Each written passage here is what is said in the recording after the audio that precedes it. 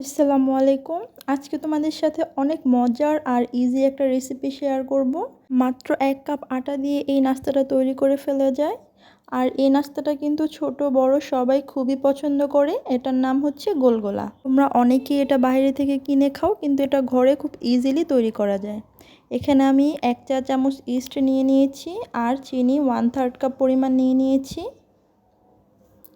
আর হচ্ছে কুসুম গরম পানি 1 কাপ নিয়ে নিয়েছি। এখন এটাকে ভালো করে মিক্সিং করে নেব। মিক্সড করা হয়ে গেলে এখন আমি এটার মধ্যে 1 কাপ আটা দিয়ে দিব। আর আটাটা অবশ্যই চালনি দিয়ে চেলে নেব।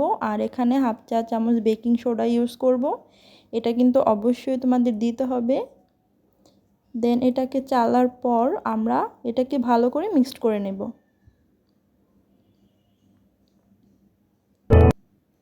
এই মিক্সিংটা কিন্তু একটু নরম টাইপের হবে, একটু আঠালো স্টিকি টাইপের হবে। এখন এটাকে ঢেকে রাখবো 20 মিনিটের জন্য।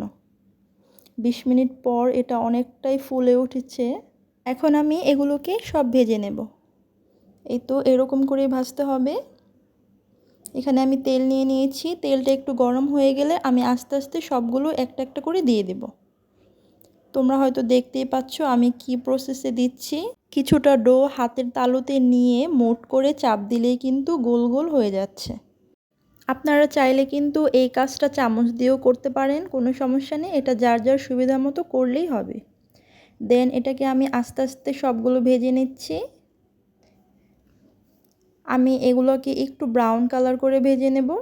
গোলগোলাগুলো একটু সময় নিয়ে ভাজার চেষ্টা করবেন, তাহলে হবে কি ভিতর থেকে সুন্দর করে সিদ্ধ হবে আর উপরেও ক্রিস্পি হবে, খেতেও ভালো লাগবে। আমার গোলগোলাগুলো ভাজা হয়ে গিয়েছে। এখন আমি সবগুলো নামিয়ে ফেলবো। এই গোলগোলা কিন্তু ছোট বড় সবারই অনেক পছন্দের একটা খাবার। আর দেখলেন তো কত ইজিলি এটা ঘরেই তৈরি করা যায়। আমরা অনেকেই বাজার থেকে এটা কিনে খাই, কিন্তু স্বাস্থ্যকর উপায়ে ঘরে খুব সহজভাবে এটা বানানো যায়। দেখেন ভিতরে কেমন হলো, একদম পারফেক্টলি সিদ্ধ হয়ে গিয়েছে। আপনারা কিন্তু বাচ্চাদের টিফিনেও এই নাস্তাটা রাখতে পারেন, খুবই সহজে এটা বানানো যায় আর বাচ্চারা খুবই পছন্দ করে এই খাবারটা। আজকের মতো এখানেই বিদায় নিচ্ছি। পরবর্তী রেসিপির জন্য আমার চ্যানেলটাকে সাবস্ক্রাইব করবেন।